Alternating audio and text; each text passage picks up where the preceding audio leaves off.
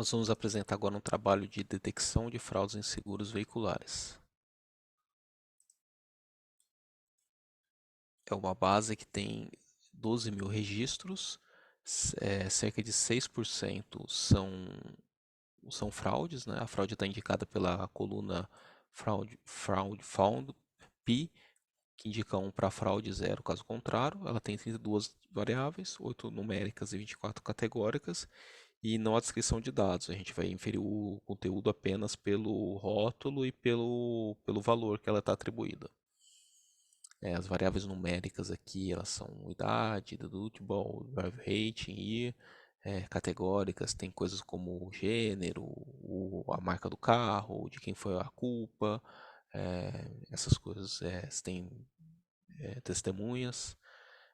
Uma maneira de olhar essas variáveis todas é através de estatísticas descritivas. Então, para as variáveis numéricas, eu vou trazer aqui uma tabela com média, desvio padrão, mínimo e máximo para caso de fraude e sem fraude, para tentar comparar essas estatísticas para os casos com fraude e sem fraude. Então, por exemplo, a idade, a gente vê que na média é um pouco mais jovem, tem um pouco menos de anos os casos de sinistros com fraude. A gente consegue observar que tem o caso de idade igual a zero, né? O que indica um erro, né? Então a gente vai ter que tratar isso mais tarde. No caso de deductible, a média está um pouco mais alta do que dos casos com fraude, está com uma média um pouco mais alta dos casos sem fraude, né? Cerca de 15 pontos, né? Se você comparar esses 15 pontos com o desvio padrão de 49, dá para perceber que é bem razoável e é significativo esse desvio, né? De fraude e não fraude. Então essa informação vai ser importante. O rating, né, não muda muito, né, de caso de fraude e não fraude. E aí a gente tem todas as variáveis categóricas aqui, ordenadas pela probabilidade de fraude. Então, dentro daquela categoria, qual que é a probabilidade de fraude observada na tabela, a frequência daquela categoria e a quantidade de entradas de sinistros naquela categoria.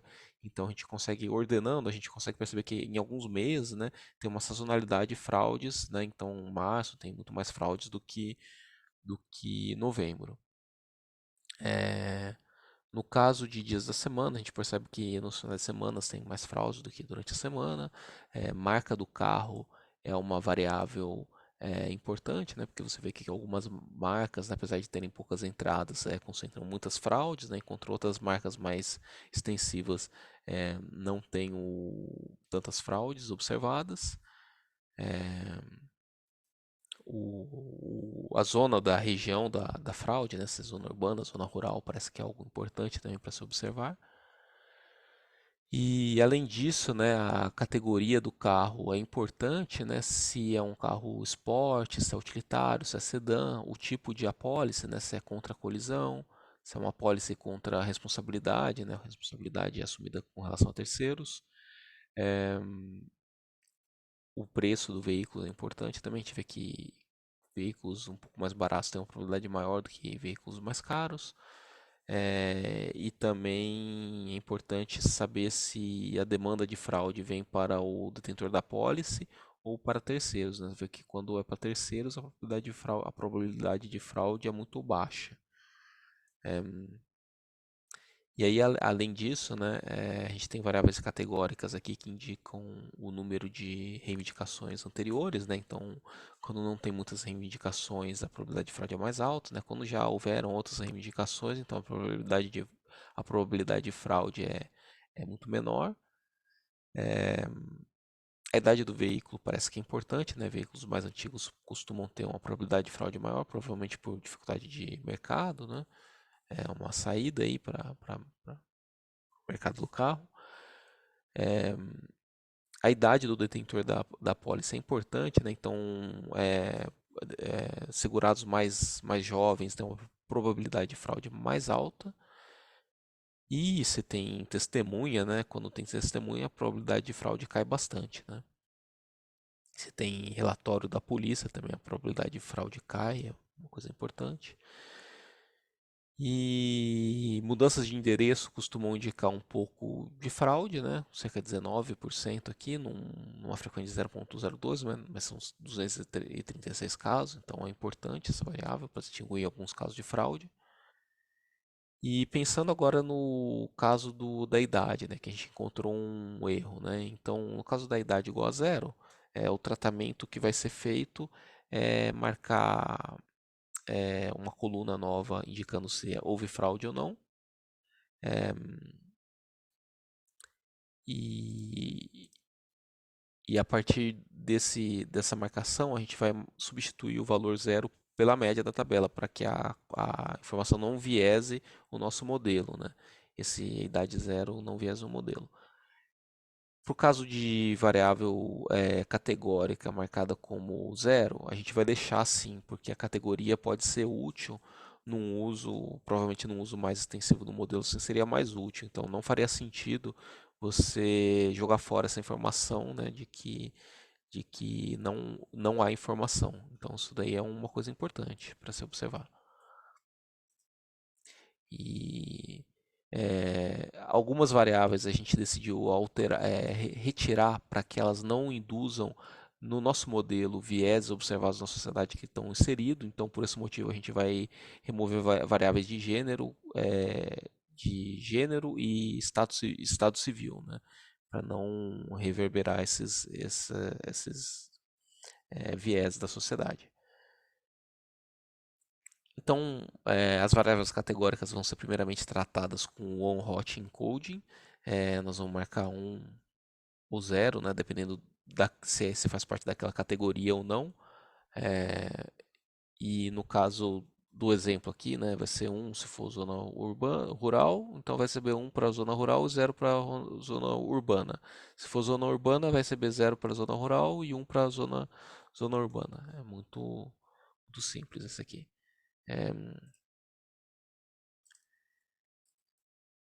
No caso do peso, né, como a tabela é desbalanceada, a gente vai ter uma ponderação das classes, né, pela proporção que a classe tem na tabela como um todo.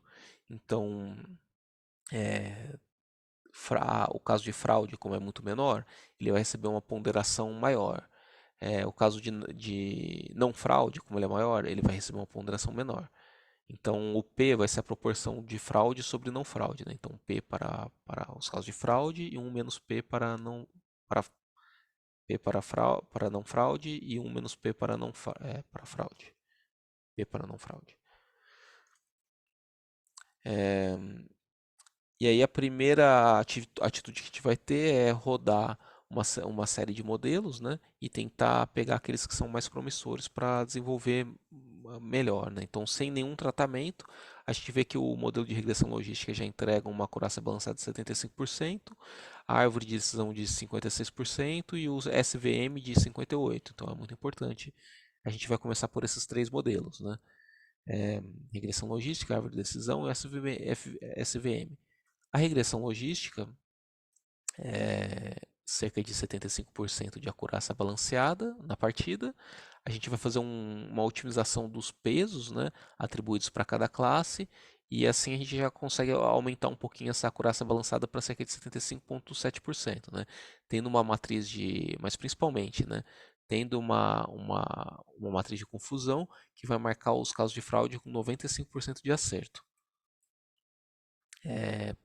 Usando a biblioteca Lime, a gente tem uns gráficos que vai ajudar a gente a entender quais variáveis foram importantes aqui para essa marcação de fraude ou de não fraude, do aumento da probabilidade de fraude. Então você vê que nesse caso aqui, apesar da mudança de endereço indicar fraude, outras variáveis como falta de terceiros, é, outros tipos outra faixa, né, aqui ficou em pontilhado, mas tem outras faixas de mudança de endereço. Então, isso aqui vai ser importante, né? Essas variáveis foram importantes aqui para a marcação de não fraude, né? Aqui o sedã, o tipo do carro, o tipo de base de apólice. No caso da árvore de decisão, a gente partiu de uma acurácia balanceada de 56%. Com o Grid Search, nós vamos maximizar os hiperparâmetros de amostra mínima para split, máxima profundidade, o mínimo de amostra de cada folha, e aí com isso a gente já vai chegar numa acurácia balançada de 76%. Otimizando o peso, a gente chega em 76,45%. E aí aqui a gente vai ter 95% dos casos de fraudes marcado como fraude. E aí para esse modelo aqui, no caso, por exemplo, o caso de fraude deu um pouquinho mais alto aqui, provavelmente pela marca do carro, né? Então é importante aqui a marca do carro. No SVM, nós vamos maximizar o kernel, o C e o máximo de interações, e nós vamos sair de uma acurácia balançada de 58% para 75,8%. Então já aumenta bastante a acurácia balanceada. E aí, para esse modelo aqui, os casos de a probabilidade de fraude veio alta, né? Provavelmente pela marca do carro, né? Que foi importante aqui para distinguir o tipo de condição do sinistro. E aí, com esses três modelos, a solução final é fazer o assemble deles. Então, nós vamos combinar através de uma média da probabilidade de fraude apontada por cada modelo. E aí, com essa média de probabilidade de fraude, a gente vai otimizar o threshold, o ponto de inflexão, que vai indicar se é fraude ou não. E com essa otimização, a gente tem uma acurácia balançada de 80%, o que vai nos entregar 97% dos casos de fraudes marcados como tais. E é isso aí. Obrigado.